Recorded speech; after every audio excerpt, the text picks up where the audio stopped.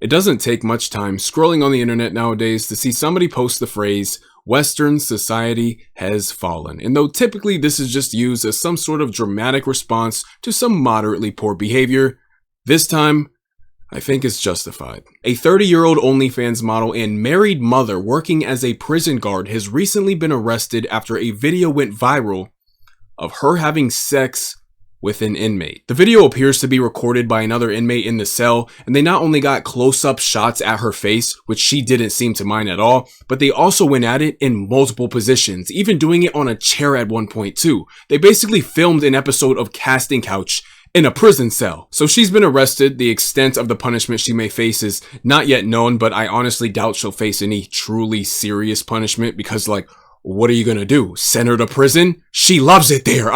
That's not even a punishment for her. That's a vacation. So yeah, this was a married woman with a child. But oh, it gets even worse because get this. They all share a TikTok page together where they make family TikToks. And she and her husband are in an open marriage, which is advertised on their family TikTok page. At what point exactly do you reel in your excessively horny and degenerate lifestyle for the sake of your own child? Like, do you want to be a cum dumpster or do you want to be a mother? Pick one. And if you can't pick between the two, at least do not plaster your child's face all over the same page you're offering your services on. I mean, you have your child's face posted all over the internet for the whole world to see on the same page that you're publicly advertising that you're looking for some extra dick on. That seems like a very sick and disturbing overlap. Like, if you want to work at a daycare and be a stripper on the side, cool, whatever. But don't strip at the daycare. Look, however you want to conduct your relationship is none of my business and is completely up to you. But it's different when you begin potentially putting lives at risk. You as a prison guard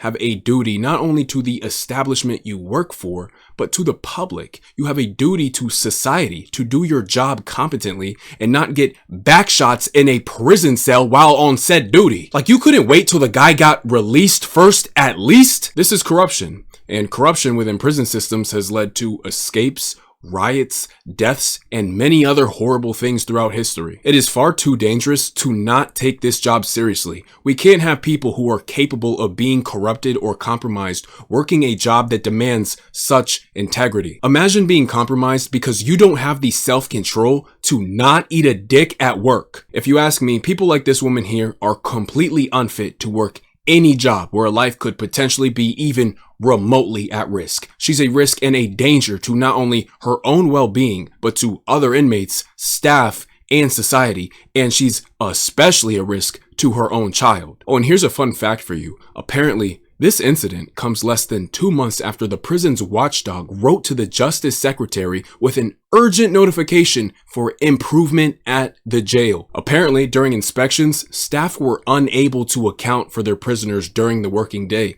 and the prison's governor has just resigned. So that's not good.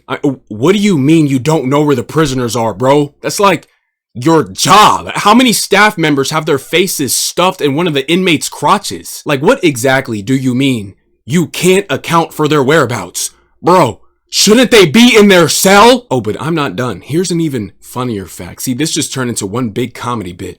It was only in September of last year that a prisoner escaped from that same prison. Maybe if the guards on watch weren't having an orgy in the break room, they would have actually seen the guy walk right out the front door. Now, there's been some rumors and speculation online circulating that this was all just one big ploy to promote her OnlyFans. And if you're wondering why such speculation has come about, in the videos that went viral, she seemed to not mind at all that she was being recorded. She made no attempt whatsoever to protect her identity and showed no reluctance of any sort during the whole thing. She genuinely seemed to just not care, even when the camera was right in front of her face. Oh, but we're not done. The fun facts get even funnier though, because she and her husband were actually featured in a documentary called The Great Sex Experiment, where she even got in a 15-person orgy with the fellow contestants on the show. So did the prison system just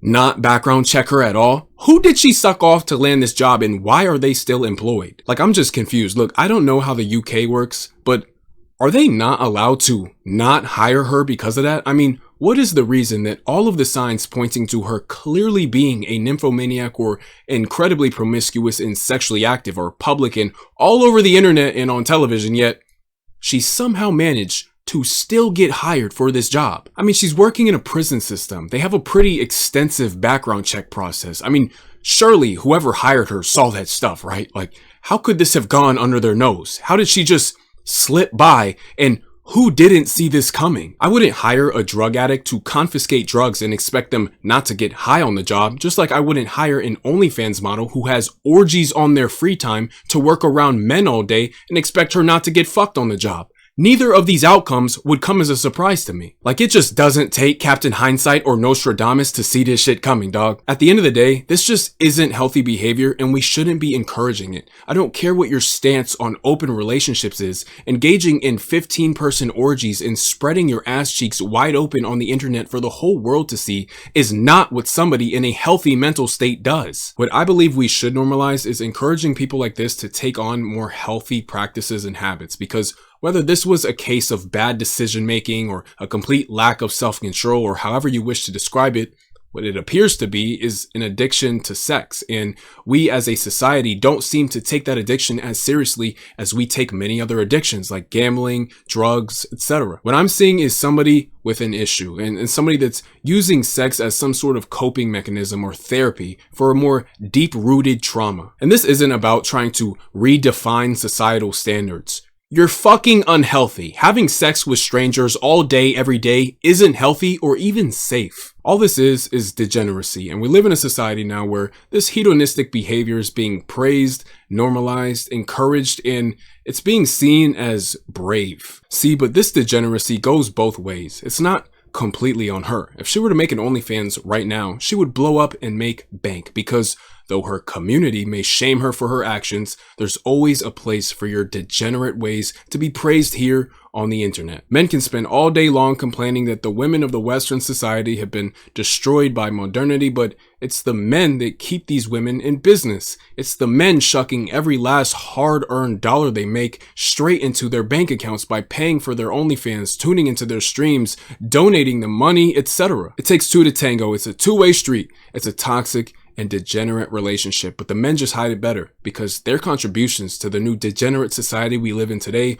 are done behind closed doors most of the time. We can see the woman on the OnlyFans page, and that makes it easier for us to judge and criticize her. But what we don't see are the thousands of men subscribed to that page. She wouldn't have the page in the first place if none of these men would keep it afloat. Men really need to start looking in the mirror instead of just criticizing women for their role in what we see unfolding today. They're just as much, if not even more, to blame for what we're seeing taking place. It's not all about just pointing the finger at the other side. I believe this case is just another product of the completely degenerate society we live in today, and though many people may complain about it, if we want it to change, we first must work on ourselves. Alright, so I've seen some websites say she's 29, others say 30, and this one here is saying 31.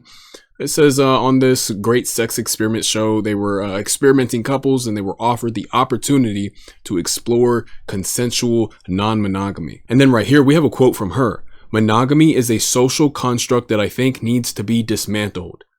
Is doing your job competently a social construct that needs to be dismantled as well? I mean, like, why are we taking advice on how we should be shaping society from this woman here? I'm sorry, but like, why would we listen to her? Why would we do that? Like, no, it's not. You're just addicted to sex. You just have no self-control. You're just like, that's all there is to it. Let's not make it any deeper than it needs to be made. Let's not intellectualize it.